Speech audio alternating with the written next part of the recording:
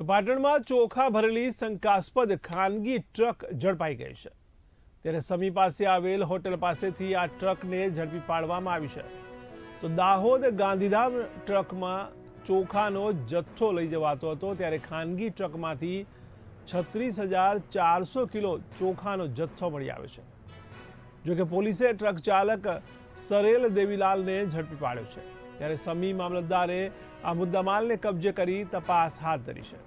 ત્યારે પોલીસે ટ્રક ચાલકની અટકાયત કરી વધુ પૂછપરછ હાથ ધરી છે। તો મહત્વના સમાચાર કહી શકાય, ત્યારે ટ્રકમાં શંકાસ્પદ જથ્થો ચોખાનો ઝડપી પાડવામાં આવ્યો છે। ત્યારે પાટણમાં ચોખા ભરેલી શંકાસ્પદ ખાનગી ટ્રક ઝડપાઈ ગઈ છે। ત્યારે સમી પાસે આવેલ હોટલ પાસેથી ટ્રકને ઝડપી પાડી છે, જેમાં દાહોદ ગાંધીધામ ટ્રકમાં ચોખાનો જથ્થો લઈ જવાતો હતો।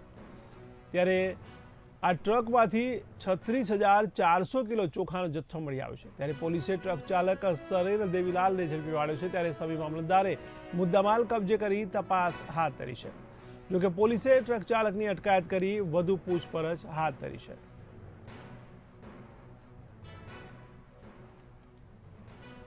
ત્યારે સમિયા પાસે આવેલ હોટલ પાસેથી આ ટ્રક ઝડપાઈ છે, જેમાંથી ચોખાનો જથ્થો લઈ જવાતો હતો। ત્યારે દાહોદ ગાંધીધામ રોડ પર આ ચોખાનો 36,400 જેટલો જથ્થો લઈ જવાતો હતો।